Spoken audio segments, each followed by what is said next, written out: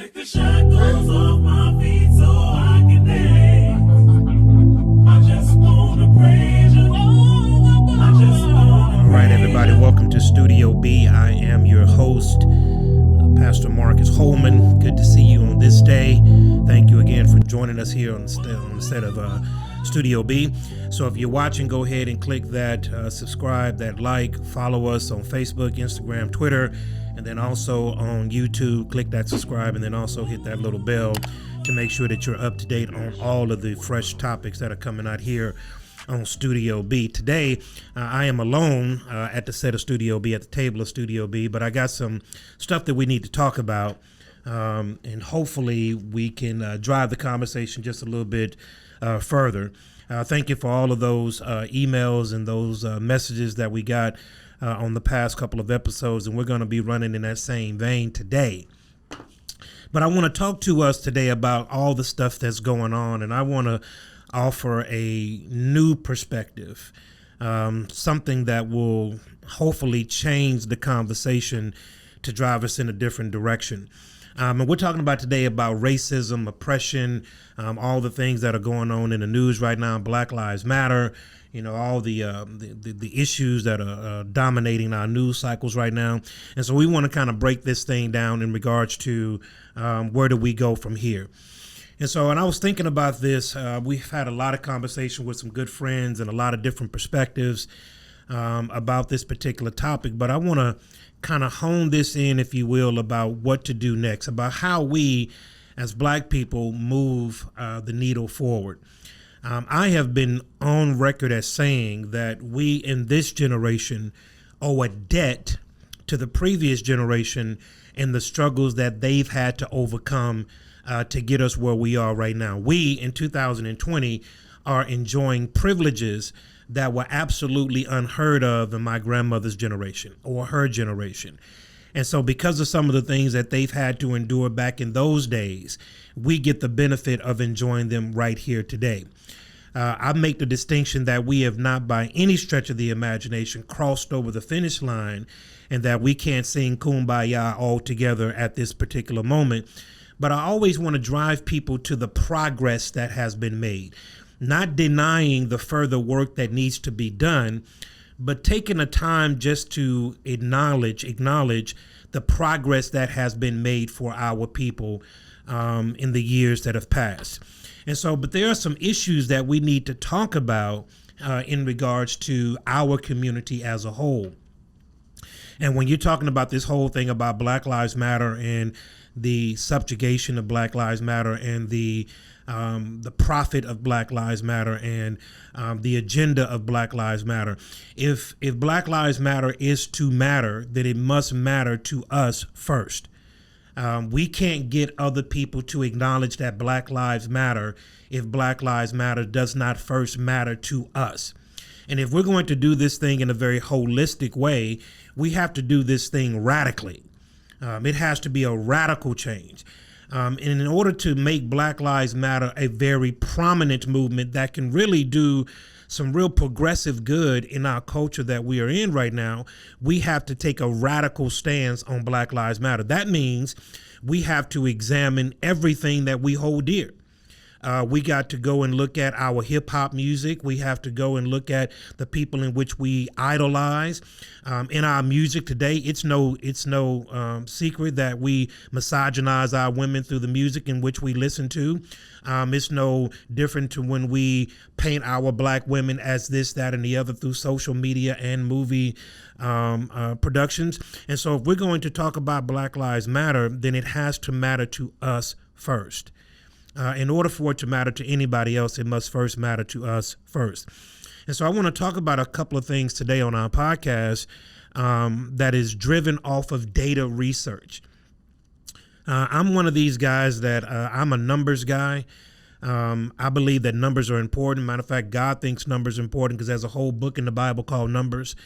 So numbers matter and data matters and research matters. And so when we take the time to drive into the data and look at the research and get an objective view and not an emotional response, I believe we're able to move the conversation forward in a very productive way. And so I want to talk about some things in which we that we need to know and that we need to be talking about collectively in order to not lose this platform that we are currently on right now. And so this is going to talk about some social scientists and some data that has been collected through a myriad of different sources that has been vetted. And I'll provide all of those links for you here momentarily. But I want to talk about the forces that are against Black America. And these things are material, they're historical, cultural, and political that shape and constrict the life and the life chances of Black males here in the U.S. And that has a lot to do with the portrayal of Black people or Black men as it relates to this society. And all you got to simply do is look at the portrayal and how Black people are portrayed in media sources across whatever platform you choose to look at, whether that's social media, whether that's music, whether that's movies, whether that's television, whether that's radio. I want you to look at how Black people are portrayed in that sense. And that drives a lot of the conversation. And if you look at where we at right now, about how the attention is focused on black people as it relates in 2020, you will see that there's general antagonism, there's exaggerated views of expectations and tolerance for race-based socioeconomic disparities, exaggerated views related to criminality and violence. There's a lack of identification or sympathy for Black males. There's reduced attention, and structural and other big picture factors, and public support and punitive approach to problems. And so this is all done from my mindset, and I'll get into this in just a little bit, about how the narrative for Black America is portrayed. I view Black America as a strong arm, a strong engine. I have been on record on Studio B as saying I absolutely and holistically reject the victimization of Black America. That we are so victimized, we are so oppressed, we are so held back that the only reason we are not at this level is because of what everybody is doing to us to keep us from attaining this level or this achievement. I holistically reject that. I believe that Black America is strong. I believe that we have the intellectual capacity to do whatever we set our mind to do. I believe that we are spiritually astute, and whatever barriers that are placed in front of us, we can overcome them because we have done that through our entire history. There's no other people group on the face of the planet that have gone through the socio-economic problems, the political barriers, the institutional barriers that Black America has faced since its inception here in America, 1619, and have overcome those things and the great odds and the great barriers that have held us back for so long. We have overcome those by leaps and bounds. So within us is the capacity to do great things if we only set our mind to do it. And so I reject this idea that Black America is so oppressed and so institutionalized that we can't do anything because the white man will not allow us to do it. I reject that wholeheartedly because I know people in my own circle of influence, people that I know personally that have overcome tremendous odds in order to get to where they are today. But let's talk about some numbers. And I want to talk about these numbers because they are real numbers.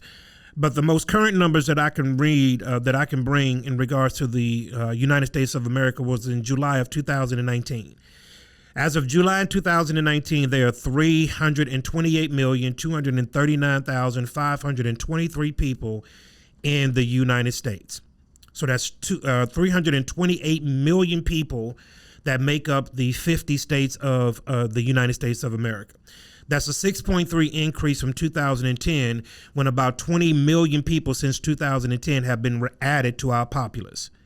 Now, let's break that down in regards to percentages. So we got 328 million people that make up the United States of America, 76.3% of which are white or Anglo, 13.4% are of African American or Black, and the 13.4% is a rise from 2017 of 12.5. We have American Indian, which make up 1.3%. We have Asians, which make up 5.9%. Now watch this. We have Hispanics that make up 18.5% of that 328 million people that call themselves Americans. And those are the most recent numbers that we have in July of 2019, according to the census.gov. So there are about 39 million, roughly 39 million to about 41 million, depending on the time frame in which you compromise these numbers, which makes up about 13.4% of the population. So let's just make the number even and say about 40 million of the 328 million people in the United States are of African American descent. And when I say African American, I'm including, all people who are non-white or non-Hispanic, non-Asian black people. So about 40 million people as an average number in the United States are black people. So 40 million blacks. And when we're talking about the number of blacks in America and the social power and the economic power that 40 million people can have, we can do a whole lot of things if those collective 40 million people could come together in unison. So we're talking about 40 million people that make up the populace of America. Now, let's talk about some numbers in regards to what that looks like. In 2018, the Academy for Educational Justice said that there are 4.5 million African Americans who hold a 4-year college degree. 4.5 million African Americans who hold a 4-year college degree. Today, that nearly 4.5 million African Americans who hold a 4-year college degree, that is an absolute exponential growth from 2005, when that 4.5 million, which is about 19%, was at 4.5%. So that number has been exponentially growing since 2005. But one of the disparaging numbers about this educational gap comes from the time of the Harlem Renaissance in the 1920s, when about 10,000 American blacks, 1 out of every 1,000, were educated. So when we're looking at 1920 and 2020, we're saying in 1920, 1 in every 10,000 were educated. We're looking at right now in 2020, where we have 4.5 million African Americans who have earned a 4-year college degree. Now, this goes on even further than that when you start talking about master's and even doctoral or PhD degrees of African Americans. Now, within this educational system, we have a gap that exists in the black community. Overall, 4.579 African Americans have passed a 4-year college degree or higher, and this is breathtaking progress. But here's the disparaging part about that. The blemish on this good news is that while this fast-growing majority of these African Americans earning a college degree has increased exponentially, the gap between African American women and African American men seem to be growing as just a wider number. So in that 4.6 million people who have a 4-year college degree, the majority of that is African American women. And so how does that look like in 2020?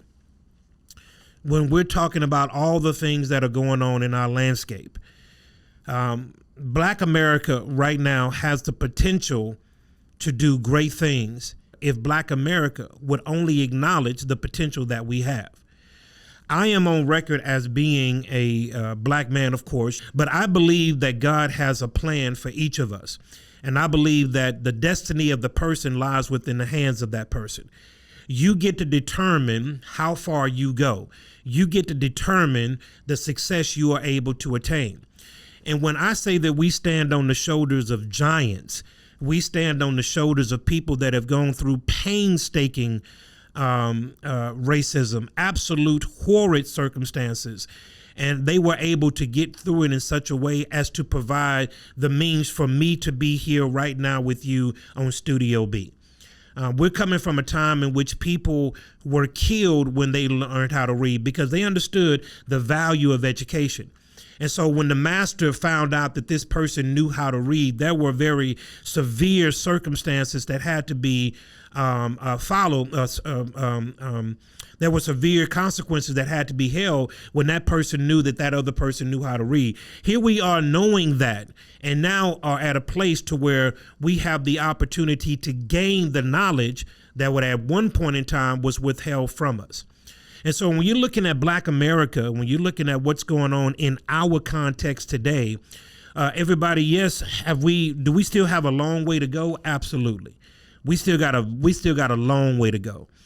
But I'm of the mindset of why not highlight those who are doing good for themselves and use those as the model and the example to be shown across platforms of social media and the likes of how to go about doing our daily business.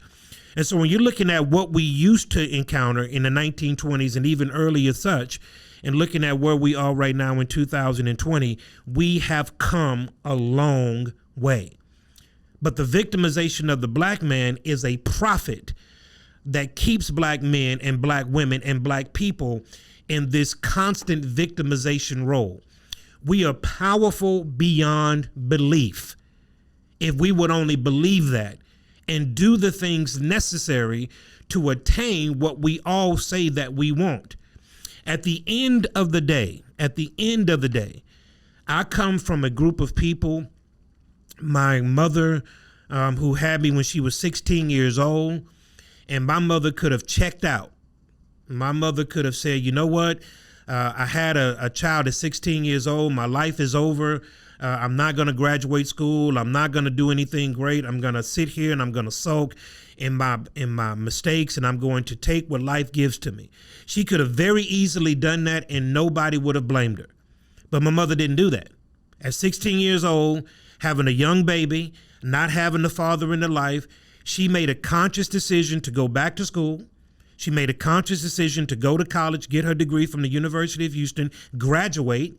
She made a conscious decision to go on and do some great things in her life, rise up the business ladder, and do some great things in her professional career. She made a conscious decision to not be held back by the mistakes that she previously made. And so her success was not based on somebody victimizing her because she got pregnant at 16 years old. The mistake was made, I was born, but she decided to do something with that. And so one of the things that I'm going to go down on record as saying is I believe that no matter where you are in life, no matter if you're in the rich house or the poor house, no matter what side of town you happen to have grown up on, you have potential laced on the inside of you. You can do great things. You can do great and magnificent things if we only get out of this victimization mindset. And so I believe that we are in a place right now in 2020 where we can make some real change and move the conversation forward because we can do for ourselves and we don't have to have all of these people doing things for us. There's greatness within us. And so when you're looking at the percentage of education, and I do believe I am a strong advocate for education, and I do believe that education closes the economic gap substantially, that the more that you learn, the more that you earn. I believe that wholeheartedly, that the more that you learn, the more that you earn. So I believe that there's a direct correlation to the economic disparity between the have and the have-nots and the educational gap that exists between the have and the have-nots. But I just read you here that 4.6 million African Americans have attained a 4-year college degree or better. And so that gap is closing, and it's closing substantially if we can only put the attention on getting those educational gaps closed. I believe, and let me just say this, because I was thinking about this on the way up here. We're living right now in 2020 where the landscape for economic advancement has changed. College education is important, but there's also CE, continual education. There's also being educated with whatever job that you happen to be on, increasing your knowledge in whatever capacity that you may be operating in right now. So wherever you're at, whatever you're doing, you can educate yourself further in whatever field or profession you happen to be in. I believe that education is not just book education, but it is continual education. It is self-learning. Education could be broadened across many particular scales. And so with that said, I believe that as we close this educational gap, the economic gap will continue to close as well. But there's also some additional attainment that we can do if we do self-reflection. Now, this is where I'm going to get into a little bit of trouble. When you're looking at the money gap, and the money gap is one of these things that I believe is directly tied to the educational gap. And so if we can close the educational gap, we can then in turn close the money gap.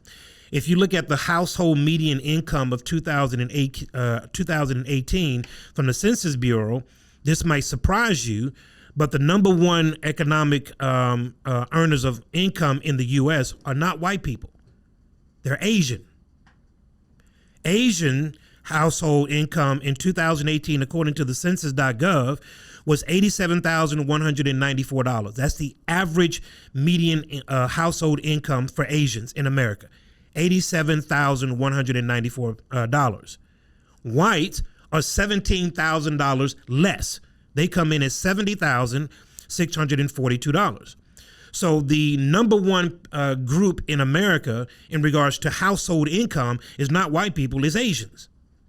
And by a pretty significant gap, almost $20,000. The next one, the third, is Hispanics. Now I want you to see this number. Hispanics, the Hispanic household income is $51,450. This is as of 2018 from census.gov. Anybody can look at these numbers. So the third median income is Hispanic or Latino at $51,450. So Asian is first, white is second, Hispanic or Latino is third. Fourth is Black or African American. And our household median income as of 2018 was $41,361. That's almost, not almost, that's more than half, less than half of what Asians make. Almost half of what less than what whites make. And Hispanic and Latinos are making $10,000 more in average household income than is Black or African Americans. Now, you got to look at the numbers and ask yourself, why? You got to ask yourself, why are these numbers this way? Now, when you're looking at Asians, I know a lot of Asians, and please hear me. Asians do life a much different way. Asians, you rarely see Asians playing basketball, playing baseball, running track. Asians, and for the Asians that I know, are very, very, very, very, very strong on education. Very, very strong on education. Very, very strong on education.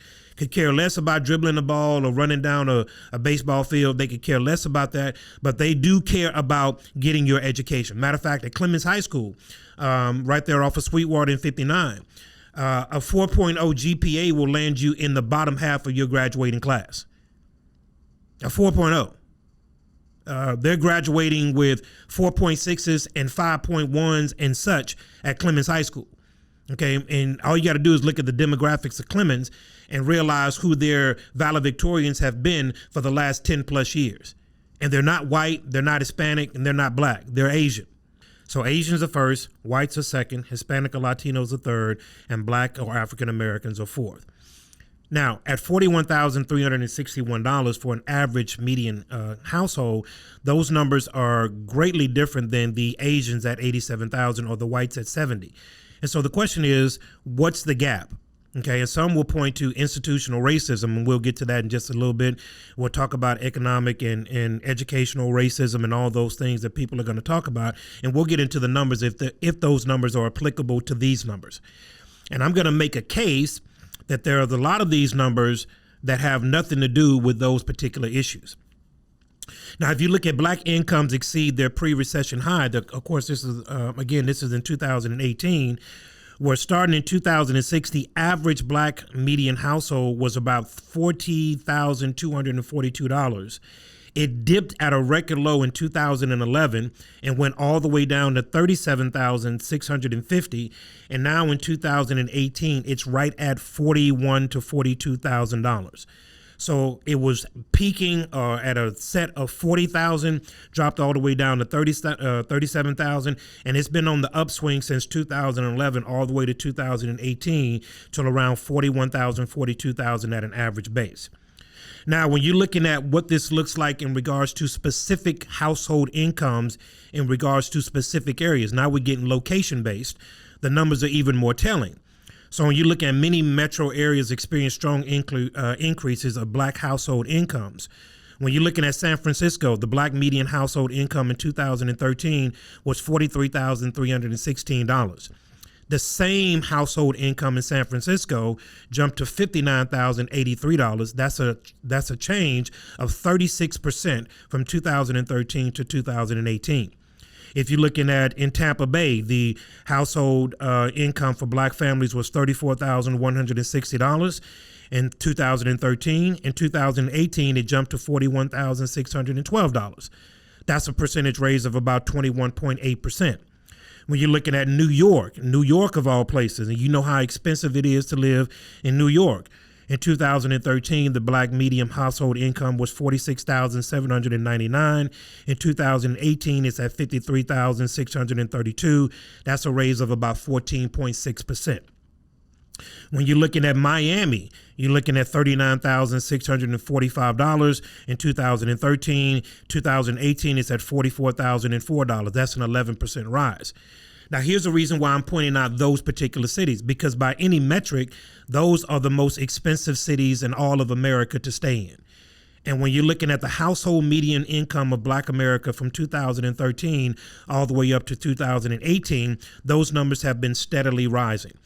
Now, so the response to that is the money is out there and it is being made. Now, is it being made in exponential jumps like you see the Asian family? No, it's not. But what's the cause of that? Why is it not jumping at record numbers like the Asians are? Well, again, I'm making a direct tie-in to the education and economics. I do believe that education increases economics. And when we begin to start to increase the educational capacity, it will in turn increase the economic capacity. And these numbers are without fail. I mean, anybody can Google these numbers on census.gov and get the exact same numbers that I'm talking to you right now on Studio B. 4.6 million black Americans, African Americans, have attained a 4-year degree or higher, which is directly resulting in higher median income households. Those two numbers are directly married to each other, and you can't have one without the other. Now, let's give you some further evidence of census.gov, where anybody can go and look at. What accounts for the progress in the black income is one likely factor is increased employment opportunity. In the sheer prime age of 25 to 54, black adults on their job increased significantly in 38 to 50 of the metro areas from 2013 to 2018. That means that there were more economic opportunities that were presented through through employment. And so from black America from 2013 all the way up until 2018, there has been within those 50 major metroplexes in America, 38 of the 50 have offered major employment advancement for African Americans. This is according to census.gov and according to the Metropolitan Policy Program. Right now, we are being shown as we need all this help. And poor black America, again, you need somebody to come in and save you. Poor black America, you are so oppressed, you are so institutionalized that you can't do anything for yourself. That's the narrative that is being painted by media outlets and the like. And I just have a strong distaste, even a disdain for that narrative that is being painted towards black America. And so the reason why I wanted to come in and give you encouraging numbers is because everybody, we have the capacity to do what we want to do. It's within our grasp to really be at the forefront of change and not always on the backside of handouts. We can really push the narrative forward by bringing up to the forefront men and women of color who have overcome tremendous obstacles to get to a level to where they are. And so these numbers bear the fact that Black America is doing pretty well. Black America is doing pretty well. And if Black America would only look within and say that we can do what we're asking everybody else to do, we can do that internally, then I believe Black America would grow by leaps and bounds. And so the Black employment rates and Black median household incomes across metropolitan areas from 2013 to 2018 has raised exponentially. I want to get to this because I want to talk about these things that are going on in our current culture about discrimination and privilege and stereotype and all of these things that on the landscape of where we are right now. There are some forms of oppression that we do have to talk about, because I think if you don't talk about them, then you are blind to what is right there in front of you. I have said many times before that we have not crossed over that finish line. All things are not kumbaya. We do have some work to be done. I think some things that we need to be immediately focused on right now is education reform. I think some things that we definitely need to be focused on right now is judicial reform, prison reform. I think those are issues that absolutely need to be addressed in a very, very holistic way. So we need to look at those. But there are some forms of oppression that we need to talk about. And those forms of oppression are very, very specific. There's ideological oppression, there's institutional oppression, interpersonal oppression, and internalized oppression. And I want to talk about the internalized oppression for a little bit. This internalized oppression works within the groups of people who suffer the most from mistreatment. Oppressed people internalize the ideology of inferiority. They see it reflected in institutions. They experience disrespect interpersonally from members of a dominant group, and they eventually come to internalize the negative messages about themselves. If you've been told that you were stupid, worthless, and abnormal, and have been treated as such all of your life, then it's not surprising that you would eventually succumb to that belief and begin to internalize it. And so what happens is this particular group, or a particular group, has been so internally oppressed that they begin to believe that message because it's been repeated to them over and over and over and over and over again. And to what the Bible says, somebody has to break the stronghold. And so oppression from outside that oppressed group, by the time it gets internalized, the external oppression is the damage has already been done. And so what does that look like? It looks like that if you have been told something over and over and over again in your life, then eventually you begin to believe what you have been told. The old saying is that sticks and stones may break my bones, but words will never hurt me. Well, that's a lie from the pit of hell. Words not only hurt, they can kill. Words, if they are aimed in your direction over a length of time, can absolutely change your mindset and the way that you view life. And so with that being said, words matter. Words absolutely matter. And so to prevent yourself from internalizing a message, you have to believe a counter message other than the one that is being told to you. And the counter message that I'm trying to get Black America to understand is that you're not a victim, you are a victor. The Bible says that you're more than a conqueror in Christ Jesus. That if God be for you, then it's more than the entire world against you. The message that I convey to Black America is not that we are victims, not that we need somebody to come in and fight our battles for us, but that we are victors. And we don't fight for victory, we fight from victory. We fight from a people group that have overcome absolutely hard times and have come out shining on the other side. And we owe a debt and a gratitude to the people that have come before us. And so before we internalize the message of being victims, we must first counter that message with a different message. And what's the different message? Wherever you're watching from right now, you can do whatever you set your mind to do. It's almost cliche to say it, but with God, all things are possible. Before you internalize that message of being a victim, See yourself as the victor. See yourself as the conqueror and not the conquered. See yourself on the other side of the battle. See yourself as winning and not always losing. See yourself as the head and not the tail. See yourself as on top and not the bottom. It's just simply a matter of perspective. And I believe that if we can change the narrative, we can change the outcome. In this particular time is that greatness has been bestowed on the inside of all of us. If you possess the Holy Spirit of God, then you can do whatever God has set for you to do. Whatever the will of God is for your life, no man, black, white, or indifferent, can keep you from accomplishing what God has set forth for you to do. Nobody. If you're not accomplishing your dreams that God has set forth on your heart to do, it's nobody that's stopping you from accomplishing those dreams. You just have not set forth the programs and the processes and the disciplines in order to accomplish what you say that you want to accomplish. Last week, I did a little program. It was not an impromptu message on Black Lives Matter, and talked about what we need to do moving forward. And so when I talked about Black Lives Matter, you got to give the whole qualification about Black Lives Matter, and without the fear of sounding redundant, I won't go all into that, but Black Lives Matter. There's literally a time in history when Black lives didn't matter. We talked about that, and we're talking about the lives of our ancestors and all that they had to go through. So there's literally a time in American history that Black lives didn't matter. So Black lives do matter.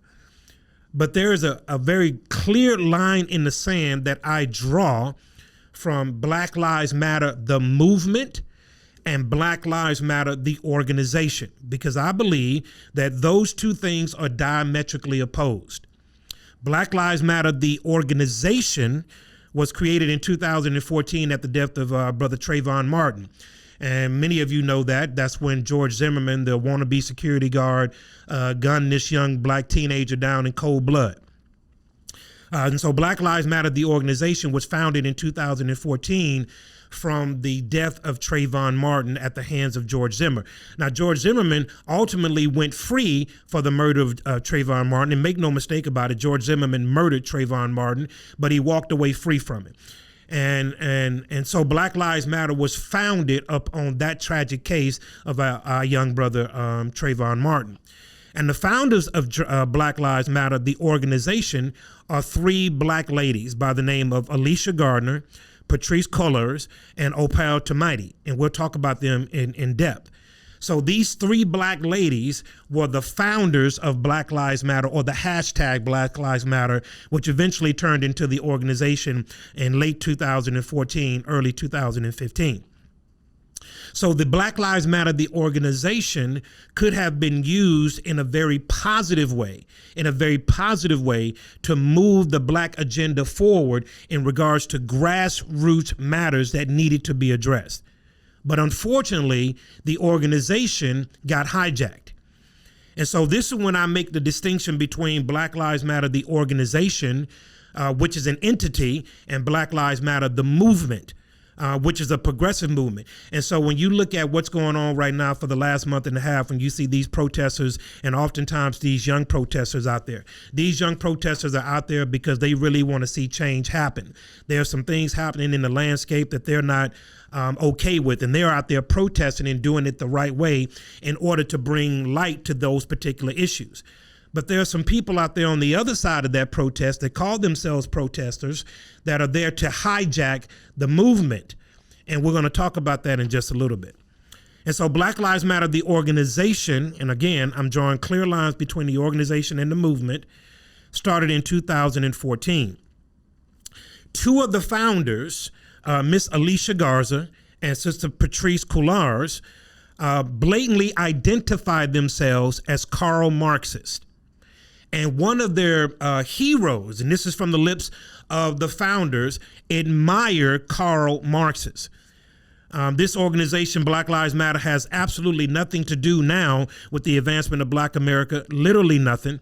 And they have now embraced ideology that is opposed to that of Black Lives Matter. They strongly support Karl Marx. Well, everybody, who's Karl Marx? He was born in 1813, died in 1883.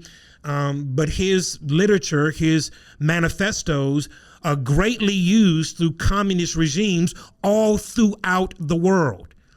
He was a communist who disguised himself as a socialist. And his philosophy, based on historical materialism, is something that is still being used throughout communist regimes, even to this day in 2020. This is his historical materialism. Here's what he says. It is centered around the idea that forms of society rise and fall as they further to impede the development of human productive power. So Karl Marx said one of the ways that you harness society is limit their ability to reproduce. He says this, by impeding the development of human productive power. This is going to make sense in just a little bit when I'm talking about these three founders of Black Lives Matter, the organization. Not Black Lives Matter, the movement. They strongly admire Karl Marx. Respond to those kinds of, again, loving criticisms? I think that the criticism is helpful. I also think that it might, I think of a lot of things. The first thing I think is that we actually do have an ideological frame. Myself and Alicia in particular are trained organizers. We are trained Marxists. We are super versed on sort of ideological theories. And so what are some of his further views? He also has the historical process proceeding to the necessary series of modes, hear what I'm saying, of production characterized by class struggle, culminating in communism.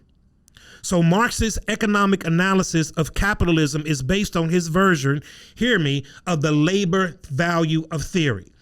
So he had this theory about the labor of value and what that meant in regards to a capitalist society and a communist society. Karl Marx was one that did not, and matter of fact, not just did not, he adamantly denied a capitalist society. And so when you're looking at Karl Marx, the value of his labor theory was absolutely in line to what the founders of Black Lives Matter had. I am opposed to Black Lives Matter, the organization, but I am absolutely on board with Black Lives Matter, the movement. If anybody were to call me and say, hey, Pastor Holman, let's go so that we can advance this particular cause for the advancement of black people, then I am absolutely on board with that. But I am not on board with the Black Lives Matter, the organization, because those two things are absolutely diametrically opposed. And so the founders of Black Lives Matter, the organization, again, that was founded in 2014, have a strong Marxist view. So one of the ways that he said to control the masses is to impede the development of human productive power. Now, you see that going on right now in the abortion industry.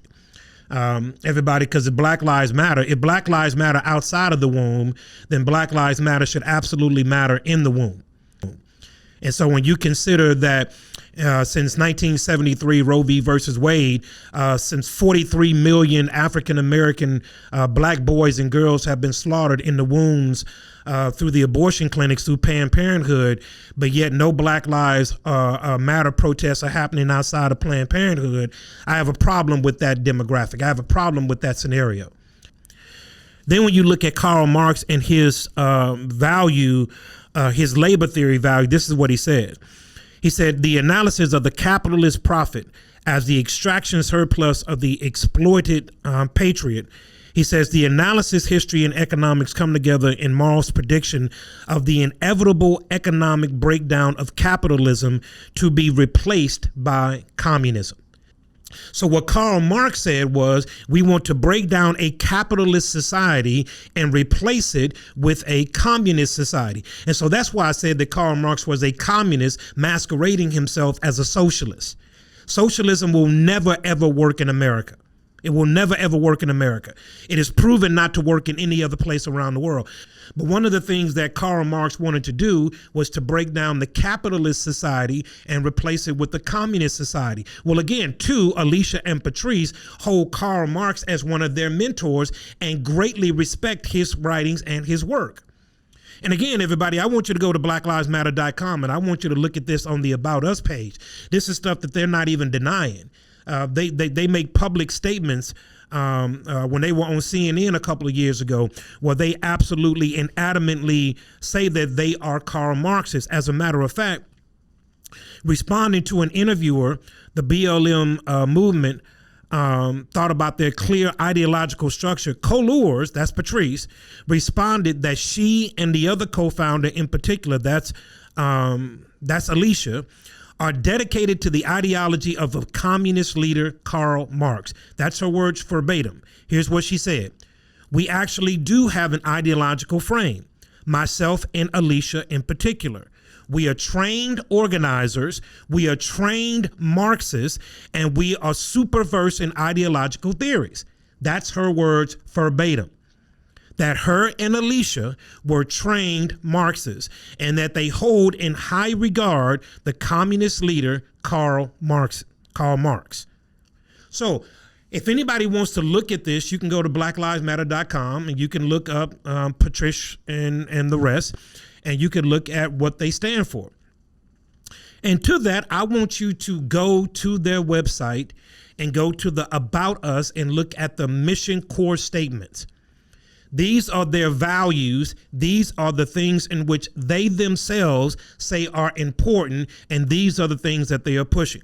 The organization's stated goals are very troubling, to say the least. Here's what they say. We are a self-reflective, to do the work required. Now I'm quoting verbatim.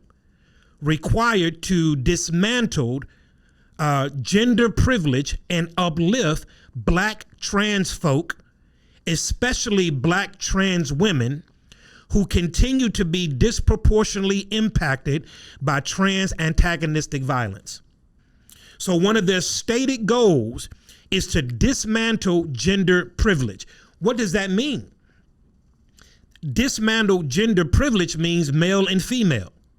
They want to get rid of those pronouns of male and female, he and she. They want to dismantle that. They want to get rid of that.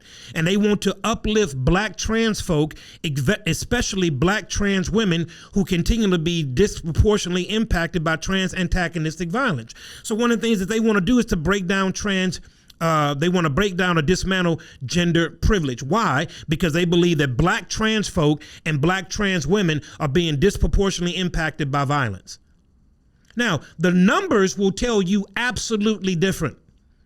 That in 2018, now it's never, it's always a sad thing when anybody loses their life. But in 2020, since January up until now, 8 trans people have been murdered, killed in regards to this type of violence, where they've had violence aimed at their direction because of their particular preference. 8 in 2020.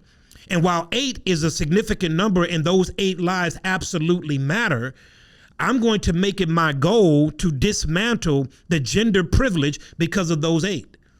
Now, everybody, the numbers matter. I want to get to this one because this is the one where I think people misunderstand this whole Black Lives Matter, the organization, and the real goal of the organization and the real goal of the movement, because those two things are going east and one's going west. Here's what they say. We want to dismantle the patriarchal practice that requires mothers to work double shifts so that they can mother in private, even as they participate in public justice work. So they said we want to, and here's the words, dismantle the patriarchal practice. Well, for everybody that don't know what the patriarch is, that's the father. Okay, so everybody, right now in 2020 in Black America, 74% of all births in the Black community are born into out of wedlock homes. That means that they're born into a single parent home. So we're already facing a pandemic when you're talking about fatherlessness in the black community. But here's one of the stated goals when you go to the About Us page on the blacklivesmatter.com. We want to dismantle. That's the words they use. I didn't put that in there. We want to dismantle the patriarchal practice. We want to further take the black man out of the house. We want to take the black woman from the black man. That's their stated goal in number 2, that we want to build a space that affirms black women that is free from misogyny and sexism and environments in which men are centered. So we want to take the black woman away from the black man, and then we want to take the black father out of the black home. Well, what are we talking about here? I thought Black Lives Matter. I thought Black Lives, the organization, was affirming Black Lives Matter, the movement. But when you're telling me that you want to take the black woman away from the black man and you want to take the black father away from the black home, then what inevitably are you trying to do? You're trying to create chaos. And the words that they use here are dismantle. Dismantle means to utterly tear down. That's what that word means. So this is not a subtle taking down of the patriarchal practice. This is not a subtle taking away the black woman from the black man. This is not subtle in any regards. This is a dismantling of all that we hold to be true. Now, please hear what I'm saying here, everybody. Just go back. I've said that Black America, for the majority of its history, has always been a conservative people group. We have always been pro-God and pro-family. Even when all of this fatherlessness started infiltrating our homes in the late 60s and early 70s, when this thing really became the norm, when black men were leaving the homes in record numbers, we still had a strong sense of family. There was still a very strong family unit amongst the black people.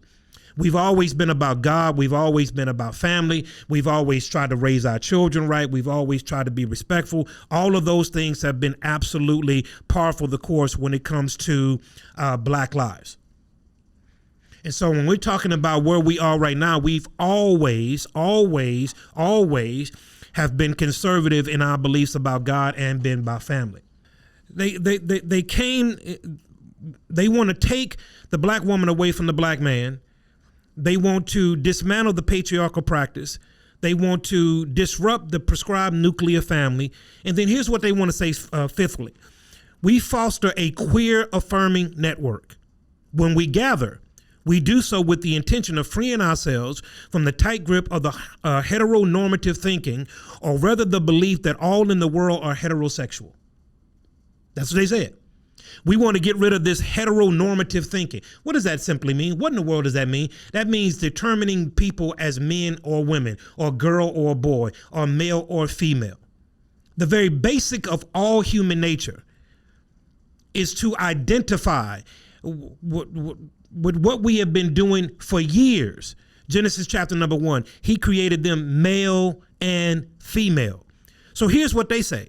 We want to foster a queer affirming network when we gather, and we want to do so with the intention of freeing ourselves from the tight grip of the heteronormative thinking, or rather the belief that all in the world are heterosexual unless he or she discloses otherwise. That's a stated mission point on Black Lives Matter. What does that mean, y'all? The basic of all human nature is to say, what are you having, a girl or a boy? That's the basic of all human nature. And here's what they want. Here's what they're saying they want to do. They want to completely destroy that. We want to get rid of that heteronormative thinking, which is what they call it. That all people are either male or female. And we want to get rid of that. Well, this is seemingly contradictory to the whole Black Lives Matter. This seemingly contradicts everything about Black Lives Matter. Well, why is that the case? Well, let's talk about the founder. Alicia Garza, who is a co-founder of Black Lives Matter, the organization, is married to a man by the name of Malachi Garza, a Hispanic transgender male that she married in 2008. So make no mistake about it. These points in line are absolutely in line with her beliefs. She married a transgender Hispanic male in 2008, and yet she affirms that her organization is absolutely fostering queer affirming networks. They are absolutely committed to disrupting the prescribed nuclear family. They are absolutely affirming that they're taking black women away from black men. Well, why is that the case? Because she is married to a Hispanic transgender male. Okay, let's look at Patrice Colors, who is also married to a trans queer, a lesbian white lady out of Canada, and she, Miss Patrice, also identifies herself as a queer activist. She does not identify herself as a black activist. She identifies herself as a queer activist. Second of the three of the founders of Black Lives Matter, the organization. Opal, that's A-P-A-L, Tometi, is of Nigerian descent, but was married to a man that mysteriously right now in 2020, you can't find anything about this man. You can't find his name. You can't find his family. You can't find nothing about him. It's seemingly like this brother done just disappeared off the face of the earth. But we know that she was married in 2011 to a white man. So now we got three of the founders of Black Lives Matter, the organization, that is supposed to be on the forefront of pushing a black agenda so that black lives do indeed matter. But all of them have private lives that contradict the Black Lives Matter. And so when we're talking about them as an organization, I believe that it got hijacked very early on because of the potential that this organization had to really influence a lot of change. And it got hijacked by people that do not have the same intention in mind. Now, the old saying is, when you want to find out what something is, follow the money. Well, when you go to Black Lives Matter, you scroll all the way down to the bottom of the page, to the bottom right-hand corner, the little yellow hyperlink that says donate now. You click that donate now button. It'll take you over to their donate page where you can put in whatever amount that you want to put in. But before you click submit, you're going to have to put in, I agree to the terms and conditions. Well, before you do submit, I want you to click on the hyperlink that says terms and conditions. And I want you to read the hyperlinks before you click donate. Because there are many people that are donating to Black Lives Matter, the organization, and that money is not going to the cause by which you're donating it for. So when you click on the terms and conditions, that blue hyperlink, you'll find that Black Lives Matter is underwritten by a platform called Act Blue. So when you click donate now, the donate now goes through Act Blue, which hosts Black Lives Matter, the organization. And through Act Blue, here's what they say. Our platform is available to Democratic candidates and committees and progressive organizations and nonprofits that share our values. Now, when you further go down to terms and conditions, you're going to find this section that has campaign finance laws. Now, you are donating to Black Lives Matter. So why is there a subsection under the terms and conditions that has anything to do with campaign finance laws? I'm not donating to a presidential candidate. I'm donating to Black Lives Matter. I'm putting this $100 so that Black Lives Matter can fund a particular program for the advancement of Black Lives Matter, the movement. So why is there something in there about the campaign finance laws? So when you click on that little box that says, I agree, you agree to all the terms and conditions that 99.9% of us don't read because it's too cumbersome to read that stuff. And we think more highly of people than we ought. And we say to ourselves, well, there's not going to be anything in that that's going to really hurt me. So I agree, even though I didn't read it. And so now what does all of this mean? What does all this mean? This means that black folks have again been bamboozled. Everybody is always profiting off of black people. We're always everybody's scapegoat.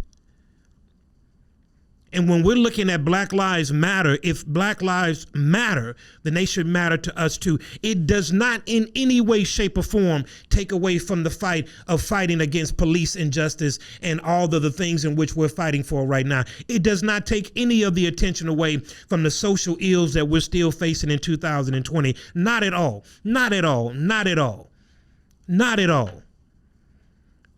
But I wish in Jesus' name that we as black people would love ourselves as much as we're trying to get everybody else to love us. I wish that we will respect ourselves as much as we're trying to get everybody else to respect us. And if we're going to say Black Lives Matter, then do you realize the overhaul that has to be done in Black America so that Black lives really do matter? And these people that are running around making profits off of us hand over fist, and we're buying all of this nonsense that they're feeding us, that we're so broken down and so broke, and you can't do nothing for yourself and you need me to help you with everything. No, stand up, Black America. We can do some things on our own. And we don't need the approval of everybody else in order to do the things in which God has led for us to do. I'm going to do a study here in a couple of weeks where I'm going to publicize a study that I did back in 2009 about the black presence in the Bible. That even on that side, that you've been bamboozled, that Jesus was not blonde hair and blue eyes. He did not have fair skin. All the depictions of Christ that you're seeing in and around the world are greatly distorting. And so Black Lives Matter. Yes, they do. But Black Lives Matter should matter to black people first before they can matter to anybody else secondly. All right, family. So we appreciate you coming and spending this time with us here on Studio B. As we've talked about some very controversial stuff. I know we have. But everybody, please hear my heart. If God be for us, it's more than the world against us. Our ancestors, our forefathers who fought the good fight, who went through immeasurable pain, did so in the hopes that the generation following them would do much better. And I believe that we owe a debt to those who have previously fought that battle. We owe a debt. We owe a debt. And it's time that we start paying it. We have to strategically do things that are going to put us, and not just us, but our kids and our kids' kids in a better position so that they can enjoy the life that God has called for them to live. So we want to thank you for joining us here on this episode of Studio B. Make sure you go to our Facebook, Instagram, Twitter page, go to YouTube, subscribe, hit that bell so that you will be up to date with all of the content that drops every single Monday and Friday on Studio B.